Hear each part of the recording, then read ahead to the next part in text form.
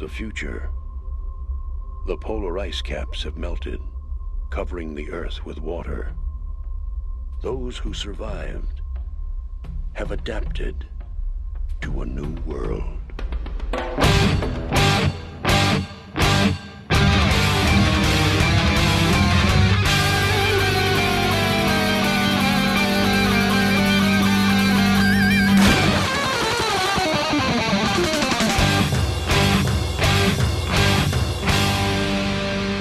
Welcome to the Mad Max Minute presents Waterworld, H2O minutes at a time. I'm Rick. And I'm Julia. And today we are kicking off this project talking about the first 2 minutes of the movie Waterworld. It begins with the logo for Universal Pictures, and it ends with urine being pumped into a filtration machine, because why wouldn't you start a big movie with pee? Why not? Julia, we are starting season 5 of the Mad Max Minute without a Mad Max movie. Yeah. It took us quite some time to figure out what to do. Mm-hmm. There were moments back in 2019 where we thought that Mad Max 5 was not so far off and that we could just tread water until that arrived. Well, with 2020 being what it is, that's not going to happen. And so we were presented with what happens next. Mm-hmm. And we ran through all sorts of ideas and all sorts of plans until we landed on Waterworld. One of the driving forces of Waterworld was how much it's been discussed and asked about over the course of the 4 seasons with Mad Max. If we had $1 for each of the times that someone brought up the movie Waterworld, we probably wouldn't need the Patreon. Right, it would cover our fees, for sure. Yeah, it would definitely help us keep the website afloat.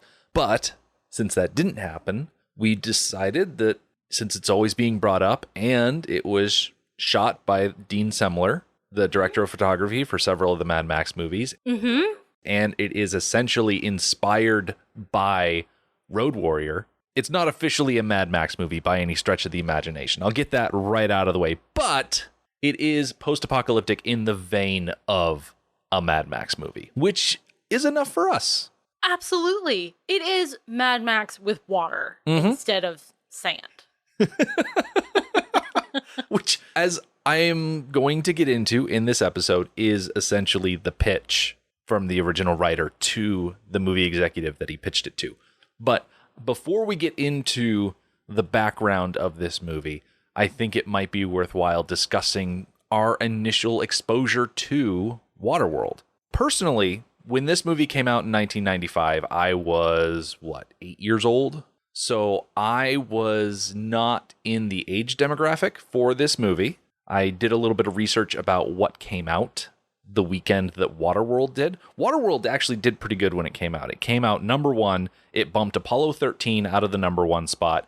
And then behind Apollo 13, you've got Pocahontas, Clueless, and a movie starring Hugh Grant called 9 Months that I've never heard of. But I was definitely in the age demographic where my parents would have brought me to see Pocahontas instead of Waterworld. I was more in the demographic to go to the theater and watch this movie. I was 14. I remember Apollo 13. I know the movie 9 Months. 9 Months is a pregnancy reference. Okay. His wife, girlfriend, I don't know, gets pregnant, and it's their journey over the 9 months. That's what that movie is. So I remember all the movies around it. I don't remember specifically going to see this movie in the theater. I kind of doubt that I did. I think I said before on Mad Max that we weren't necessarily movie-going people. We were blockbuster people. Mm-hmm. So there's a very decent chance that we rented this movie from Blockbuster, maybe even on its release weekend. But I definitely remember seeing this movie in the 90s. I don't remember ever renting Waterworld from Blockbuster, but I definitely remember seeing Waterworld as part of that Sunday afternoon UHF programming wasteland where they have no original stuff to put on the TV. So they just run old movies, and they make a big deal when one movie is being shown for the first time. It is its network premiere or something like that. And that was where I was first exposed to Waterworld. And of course, seeing all of the Mad Max movies in that same format, I saw Waterworld as, oh, hey, it's just more of that genre that I like. And so watching it with commercial breaks and edited for TV and not in the original format it was supposed to be in, I enjoyed it immensely. And it got tossed in the pile of Mad Max-ish stuff for me. I remember enjoying it, not necessarily immensely. My memory of it, I think, casts the movie in a better light than what I realized it really was when we watched it recently. Watching it recently with a grown-up's eyes, the Mariner is just such an unenjoyable character. That the premise, which I really enjoy, that is right up my alley. Post-apocalyptic stuff, oh, I love it so much. I love disaster movies. The Mariner just kind of ruins it for me. He, for me, makes this movie less enjoyable. Mm-hmm. And I don't think that was the case when I was a kid. I was so enamored when it came to this movie with the set pieces like the atoll, like the Exxon Valdez, and the mechanical nature of the Mariner's trimaran that all of the other stuff fell to the wayside. I was all about the stuff and the things and the transformations and stuff rushing around. I was all in for the action of this movie in the 90s, for sure. And it's only as an adult that I've come to realize, wow, this guy really is a sourpuss. But getting into the actual structure of this movie, there exists the original theatrical cut of this movie. There is an extended cut, and then there is something called the Ulysses cut. And we have decided to break down the Ulysses cut. It is a couple minutes shy of 3 hours. It brings back all of the deleted scenes and also extends out some scenes. And it is the perfect length to chunk out into little 2-minute chunks and release one episode a week over the course of nearly 2 years, which should give George Miller plenty of time to catch up and deliver us either Mad Max Wasteland or the Furiosa prequel that everyone's talking about. I hadn't really done the math in my head yet about how long this movie was going to take us. Mm-hmm. So when you just said nearly 2 years, Yeah, that's a really long time. it is. That is a really, really long time. And especially now in our current environment of 2020, it feels like there is nothing past November. The world exists in this time capsule of quarantine and presidential election combinations that will culminate in November, and it feels like there's nothing after that. Mm-hmm. So the thought of planning something for the next 2 years feels very strange. Yeah. And equally strange is the idea that we are abandoning our 1 minute, 1 episode format. We're abandoning our 3 episode a week release format to really drag it out. Yeah, I think for a couple reasons. The big reason for me, honestly, is that I'm not sure Waterworld can really stand up to minute by minute. This movie is not necessarily fast-paced. There's a lot of moments where we're just watching the boat on the water and nothing is happening. And while we have experience with scenes like that and have relished them in the past, there's just a lot of those moments in this movie. Mm-hmm. And it's a better idea to rope in those scenes, like the scene where Helen and Enola are sitting there and pouting because the Mariner cut their hair. That's a very quiet scene. Mm-hmm. And it's just them sitting there pouting at him and him ignoring them. They devote at least a minute, probably a minute and a half, of them scowling at each other over the meat that he's pulled from this sea monster that he fished out of the ocean, using himself as bait. Like, there are some slow moments. There are definitely some exciting and fast-paced moments in this movie. Don't get me wrong. It is an action film. But there are parts where it slows down. So there's wisdom in the 2 minute per episode format. There is. And I don't think that that is necessarily a criticism of the movie or its editing. In a world where 99% of the earth is covered with water, most of your life is going to be just sitting there, waiting for something to happen, waiting to come upon something. Action scenes or dialogue scenes or any sort of human interaction, that's going to be the rare stuff. So I think putting us through those moments is accurate, and it kind of puts us in the emotional space that the characters are feeling. Should we transition from housekeeping into the actual movie at this point? Yes, and I think I would like to go first with my observation. So you want to start off with the dialogue that we see as the Universal logo goes away and we start zooming in on Earth. As the logo was going away and we start zooming in on Earth is when the water starts rising. Right. And that is my nitpick of the episode. Right, because as the narrator says, it is the future. The polar ice caps have melted, covering the Earth with water. As a teenager in the 90s, I didn't have the resources available to me to fact check this. I guess I could have asked my science teacher if that was true, but honestly, that didn't even occur to me. Mm-hmm. But now, I actually already knew where to go to find out this information, if this is accurate. So I went to NASA. They have a whole section on sea levels rising. So from them, I found out that if all the polar ice caps melted, the sea would rise 195 feet. Really? And that's 60 meters. Okay. Now, I have another source that says 224 feet, but I could not trace that back to a scientific source. Yeah. So I'm going with the scientific NASA of 195 feet. Because the 200 some odd feet number is what I heard, and I think the caveat on that statement was if all of the ice on the Earth melted. Not just the polar ice caps, but also like glaciers that are on land. Because glaciers on land, that's where you're going to get a lot of your water being added to the ocean. Because if you've got an iceberg floating in the water, all of the water in that iceberg, if it melts completely, it's not going to raise everything. It'll actually lower everything because ice takes up more space than water. Exactly. So NASA says 195 feet. It'll also take 500 years to accomplish that at the current rate. So if we speed up, which is inevitable in our current political climate, it could take less, but we're looking at 500 years to accomplish this. There was a video that I had already seen previously that my mind immediately went to. It's on YouTube. It's from a YouTube channel called Real Life Lore. Mm-hmm. And they were very good about linking to their sources. So I did go check out a lot of their sources. They were all very scientific, trustworthy. So I highly recommend people go check out this video. We'll put it up on Facebook. Yeah. And I recommend it because it goes through pockets of the coast, like in sections, and talks about who's going to survive and who isn't going to survive. Yeah. Basically, the gist of it is this is going to be catastrophic. 195 feet / 224 feet is catastrophic. But it's nothing like we see in Waterworld. Mm-hmm. We're talking about Los Angeles, Seattle, all of Florida is gone. New York, Washington, D.C., Yeah, Boston. The whole coastal seaboard is gone. He did link to a map. It only goes up to 30 feet. But that's like our lifetime kind of timeline. We are okay. Yeah.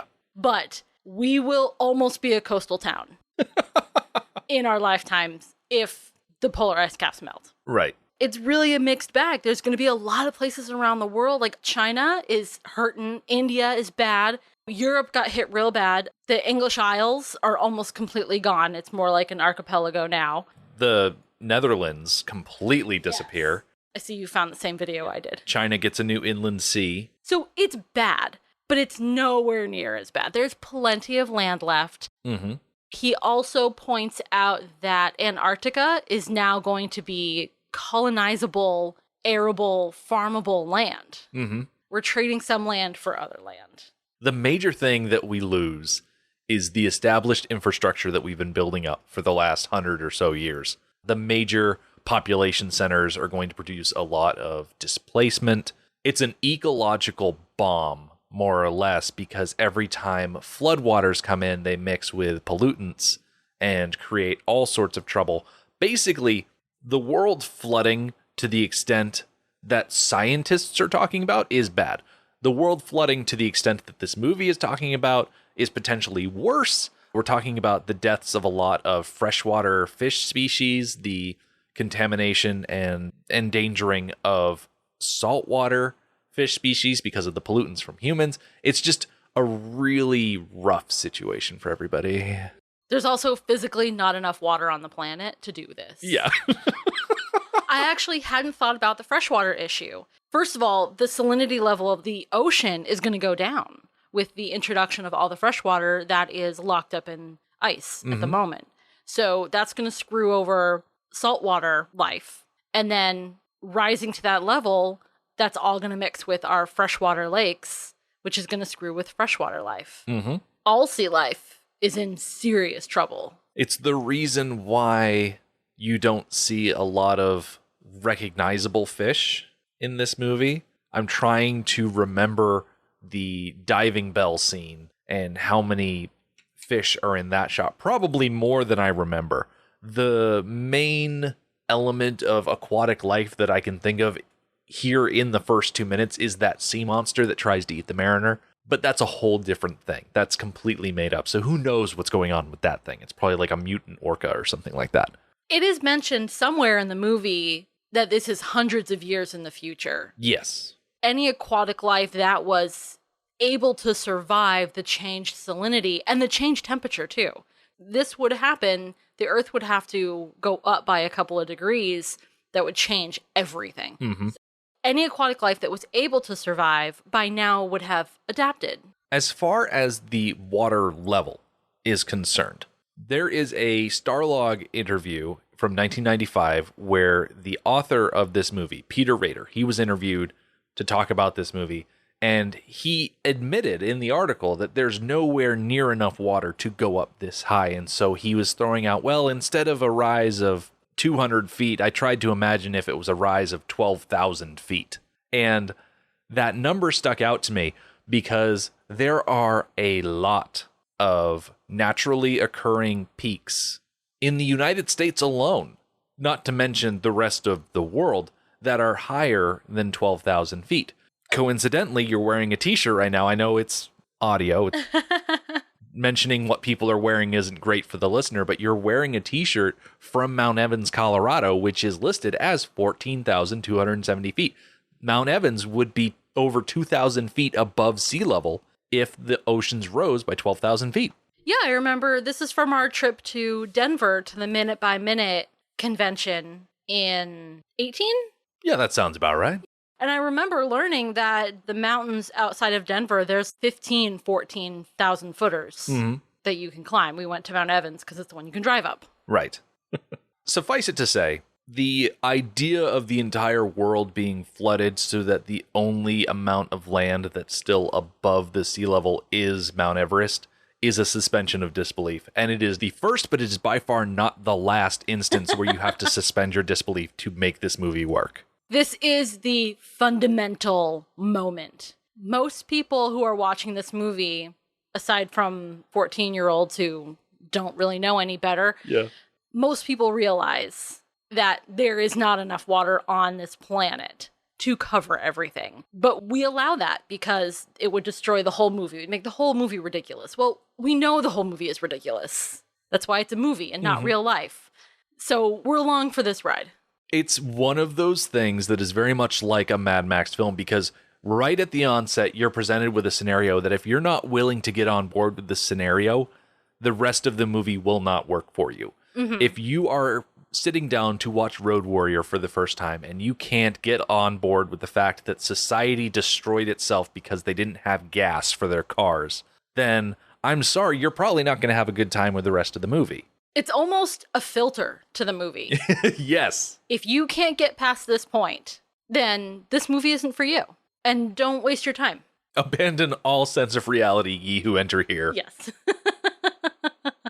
Would you like to hear the tale of the making of this movie? Oh, I so do. Very much so. Peter Rader, who I mentioned earlier, is the writer of this film. He is a 1983 Harvard graduate, and he, like most of the people in the world, saw Road Warrior when it came out in 1981. Loved it. He wanted to be a director, he wanted to write movies, and so in 1986, a New Horizon executive called Brad Crevoy brought him into a meeting, and Brad said, Peter, I've got all this money from South Africa, I want to make a Mad Max ripoff, can you make that happen? And Peter, real early in his career, was like, for the chance to direct, sure, I'll take South African money. Do I want to write a Mad Max ripoff and be like all of those other Italian filmmakers? Not necessarily, but he thought about it, and he came up with a pitch that was basically Mad Max on water, and the executive laughed him out of the room and said, that will take so much money, we are not going to do that. Thank you, goodbye. And so Peter Rader went home and said, you know what, I'm going to write it anyway. And so he wrote the script on spec. So that was 1986. Over the next couple of years, a couple different drafts got written just to tweak it here and there, and the script was eventually sold to Lawrence Gordon's Largo Entertainment in 1989. So good job, Peter, making some money off of that stuff. 1991 rolls around, and a couple of different guys named Kevin express interest separately about this script called Waterworld.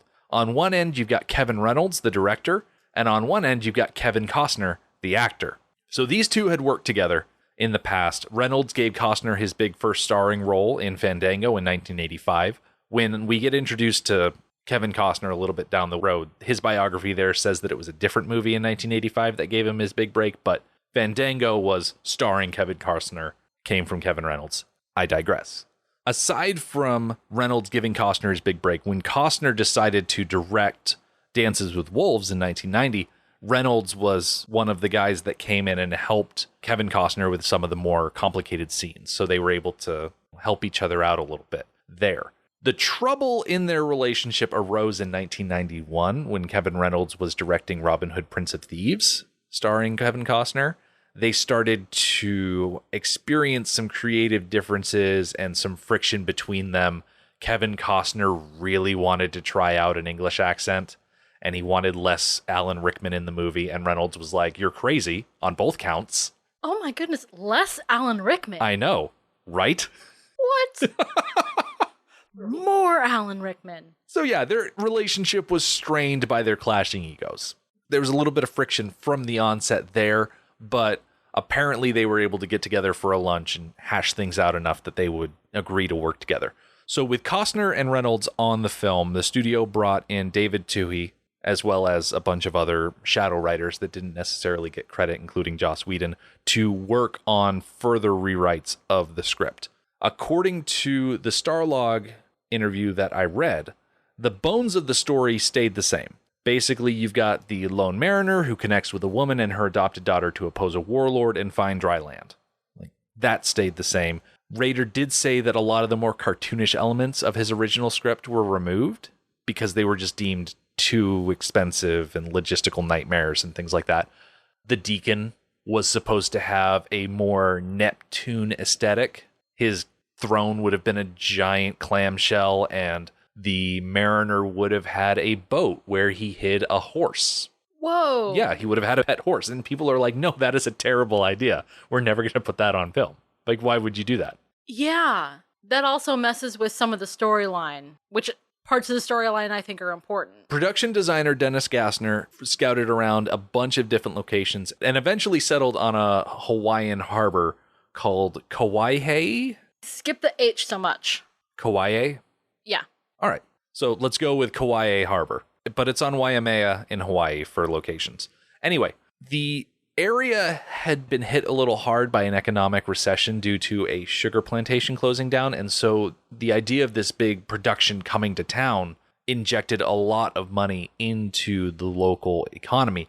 However, because local contractors were the only game in town, they were also able to severely gouge the production, which severely hampered keeping costs down on this movie, which was already going to be expensive. Universal budgeted, I think, $100 million initially, and that would balloon out of control by the end of the thing. So construction for the film took place in May and June of 1994. Filming began on June 27th.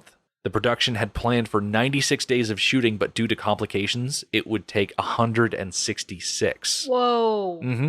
In order to prevent cuts to the film, Costner forfeited his 15% cut of the gross receipts. He was supposed to get a bunch of money on the back end, and he said, I will give that up in order to keep the studio from slashing and burning things out of the movie. Slashing and burning seems like a good phrase to use because there were several incidences that happened during filming. Let's see. During filmer, Costner was nearly lost at sea after being blown into open water while tied to a high point on the mast for a helicopter shot. Gene Triplehorn was run over by the trimaran on at least one occasion. Tina Majorino had to be taken ashore 3 times to be treated for jellyfish stings. Norman Howell, Costner's stunt double, nearly died of an embolism during a deep sea dive and had to be flown to Honolulu for treatment. And then, on top of all of that, Once production was in full swing, medics were treating 40 to 50 employees a day for everything from trips and falls to seasickness, something that Kevin Reynolds, the director, frequently suffered from. And on top of all of that, the atoll set that they built sank during a storm and had to be rebuilt. So after all of that fun in the sun, production moved to Los Angeles in early 1995, and shooting officially wrapped on February 14th, 1995. Amidst all of that, there was a big scandal with Kevin Costner divorcing his wife. There was that whole thing that I didn't want to get into, which was also just a thing that happened. It's a miracle that this movie was made. And it makes me think about at what cost movies even should be made. Mm-hmm. How much human suffering is worth 2 hours of entertainment? And I suppose if you look at the entertainment industry too hard, that's true like across the board. The amount that people suffer so that entertainment can be produced. And it's not like it's not worth suffering to produce arts and entertainment. Mm-hmm. But where's the line? Because that's just a lot for people to endure for a movie. It is. And that's just physical production. Once they were done with shooting, they moved into post-production. You've got extensive visual effects to, remove ships in the distance, remove the mountains that pop up from Hawaii in the background. There's a lot of tweaking that they had to do. Apparently, they also had to do some visual effects on Kevin Costner's hair, but mostly they had to do visual effects on his gill effects. So just generally to make him look grosser. How did they phrase this? I found another article that I got most of my stuff from Entertainment Weekly in July 1995. They said that Kevin Costner's gills were located on his neck as well as behind his ears, and they had the appearance of female anatomy. Oh. So they had to fix that in post-production. Yeah.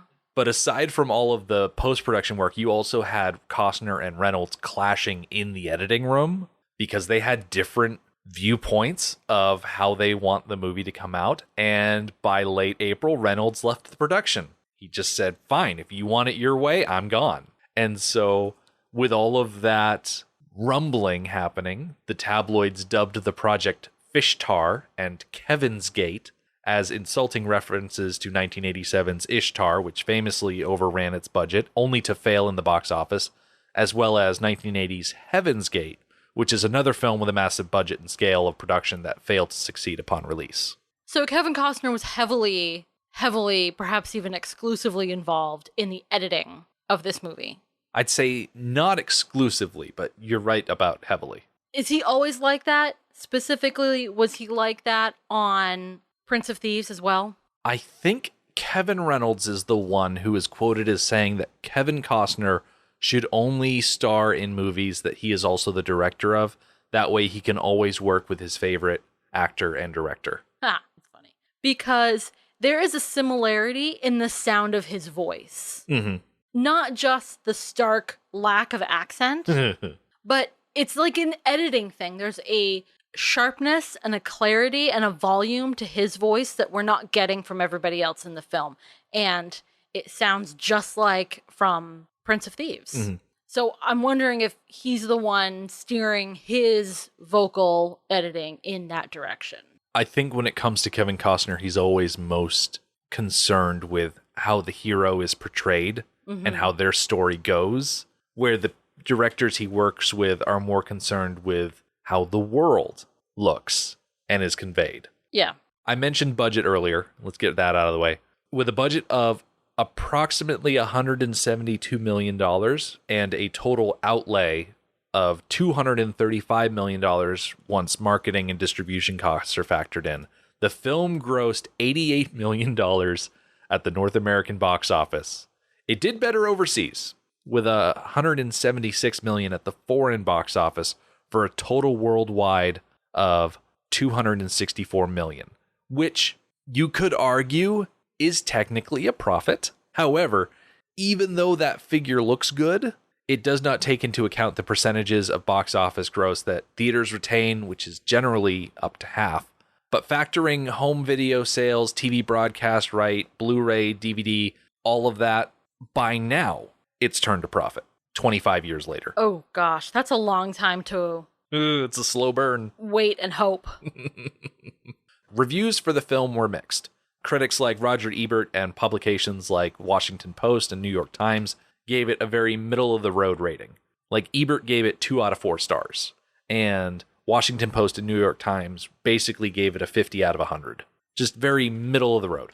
In fact, when Metacritic aggregated all of the scores from the different reviewers, it came out to pretty much a 56 out of 100. That really sounds about right. I think I would give it maybe a 6 out of 10. Mm-hmm. So, yeah, right along with the meta scores. Yeah. The user score on Metacritic is a 3.8 out of 10, but that's based on only 184 ratings. If you go to IMDb, the user rating is higher at 6.2 after nearly 176,000 reviews, with most people giving it in that 6 range that you mentioned. Mm-hmm. What do you give it? Let's see. If you gave me all 4 Mad Max movies and dropped Waterworld into the mix, I would probably rate Waterworld after Thunderdome, because while Waterworld does a lot of world building, and I love world building, love it. That's why I love Thunderdome so much, is because it breathes so much life into the wasteland. I don't think the Mariner can compete with Max. So I would say, if I was giving it an out of 10 rating, I'd probably go with a 7 out of 10. Okay. Which is a passing grade in the grand scheme of things. But I have a hard time connecting with the Mariner that I don't have when I try to connect to Max. They do have some similarities. Oh, absolutely. Their quietness, their gruffness. Although the Mariner is not as quiet as everybody thinks he is. Their crankiness, their desire to be alone. Do you think we like Max more because you and I, and most of our listeners, I would dare say, have watched from the beginning? I think people, us, our listeners, etc., like Max more because when Max is disgusted with something, he usually grumbles at it. And you can see it on his face that he's disgusted with something, that he's not happy with it. In that regard, Tom Hardy was great with all of the grunting that he did. Yeah. Because when the Mariner is unhappy with a situation, he tells you that he's unhappy with the situation. And that's where a lot of his surliness and curmudgeonly personality comes through, and it makes him hard to like because he just opens his mouth to let you know that he doesn't like the situation or what you're doing. And that can wear on people quite a bit, and I think it's one of the things that makes him more unlikable, for sure. All right. Plus, our first introduction to him is him literally pissing in a cup. Yeah, it does feel a little metaphorical in a not good way. Yeah, it's such an interesting way to start. As far as world building goes, I can get on board with it. You're surrounded by seawater. Fresh water is at a premium. You've got to get it where you can. You've got to recycle your own pee. We don't see it in this movie, but I'm sure people have solar stills set up to desalinate the water. You definitely can't have something like they have in Dune where you wear the full body suit and then it takes your sweat and purifies it and lets you recycle it or something like that. You've got to introduce quickly and hand wave away. Yeah, these are how these people haven't died of dehydration. Yeah, I guess so. I guess it's the second filter on this movie that we have to establish quick and easy because it's not part of the storyline how they have survived. Mm-hmm. So we see 2 elements of that survival right in the first, 4 minutes, because we won't see the second one until next week. We see him getting fresh water. And then next week we see him growing food. Mm-hmm. But no, this is total bunk. There's no way. Whatever contraption he has built is not a real filtration system for making urine safe to drink. You mentioned the idea of the solar still, which I'm sure that there are other creative ways to build them, but the ways that I found online and that were discussed and explained involve digging a hole in the ground. Mm-hmm. So they're going to have to get creative. The biggest thing is that takes time. Mm-hmm. A solar still takes time for the water to evaporate and then condense onto a piece of plastic or whatnot and then get funneled down into a cup. He pumps liquids through a couple of tubes, then comes out with maybe half that amount of liquid at the bottom within a couple of seconds. Yeah.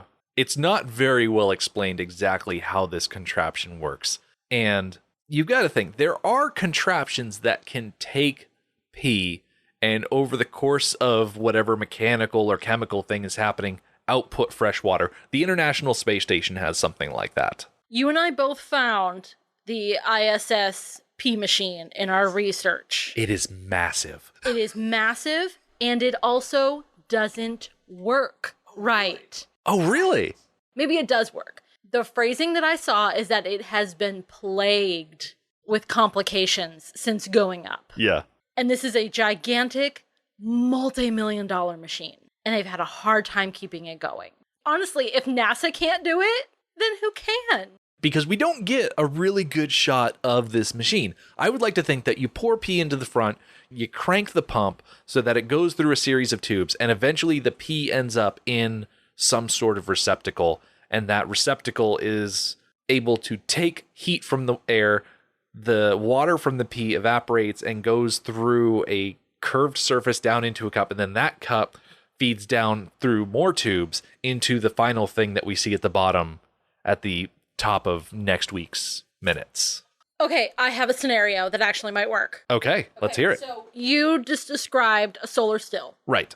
In the form of the contraption that we see, that instead of digging a hole underground, having a plastic sheet with a rock or something heavy on top of it so that it forms a cone. And this type of solar still would actually pull liquid from the ground as well. Mm-hmm. So the water evaporates, condenses, and gets funneled to the cup. Okay. If what he is drinking was not this batch of pee, but a previous batch of pee that had time to evaporate the water out of it and condense in some tubes and gather in there, maybe he only allows himself to drink from it when he has replenished the supply. That sounds good to me. And that sounds like a good way to pace yourself. It's a good way to illustrate on screen what the narrator says, that those who survived have adapted to a new world, a world of water. That brings up something else for me, though. Okay. If you can use this solar still contraption that he's got going on to filter out pee, why isn't it full of seawater? Exactly. Why does he only get 2 small mouthfuls out of this batch? Why doesn't he constantly have seawater going in there and storing the clean water? Unless I was educated incorrectly, the way the water cycle works is that water flows down into the ocean, evaporates up out of the ocean, forms clouds, and rains clean water onto the earth. So you can, by the process of evaporation, take the salt out of ocean water. So instead of peeing into your still all the time, why don't you just do exactly like you said and pour seawater in there? Maybe he does. I don't know. It could be a Dune situation where you have to preserve as much semi-fresh water as you can. If that's the case, I wish that he would have, and maybe he does, because we really just don't see, a separate one for seawater. Because the byproduct of doing that to seawater is salt. Which is great for seasoning. Later on, when he catches that sea monster shark thing, okay, so they eat their fill, which is not that much. What is he supposed to do with the rest of that? That's what the salt is for. So I really, really like the idea of doing that with salt and having your fresh water that keeps you alive and healthy, and having salt so that you can preserve your food. Yeah. And make it taste better, because salt makes everything taste better. So that seems like a good place for us to wrap up for this week. We are going to be coming back every week with a new episode over the next long while. A very long while. So if you are brand new to the Mad Max Minute, welcome. If you are a returning listener, thank you for coming back and joining us for this next journey. And be sure to come back next week when we finally get to see all of that pee go through the filter, come out the other end, and get drank. Because if you're going to see someone peeing, you might as well see someone drinking. I don't know. But we also get to see our first bit of machinery porn, which is just so much fun. The Mad Max Minute podcast is a fan project by Rick and Julia Ingham. Waterworld was written by Peter Rader and David Toohey, directed by Kevin Reynolds, and presented by Universal Pictures. Mad Max Minute is produced and edited by Rick Ingham. Our opening music is Verdi's Dies Irae by Daniel Batista of danielbatista.com. Our home on the internet is madmaxminute.com. You can follow us on Twitter at Mad Max Minute. And like us on Facebook by searching Mad Max Minute and join our Facebook listener group, Mad Max Minute Beyond Microphone. If you'd like to support the podcast, visit patreon.com/madmaxmin. Thank you for joining us for episode 1 of Waterworld. We'll see you next time.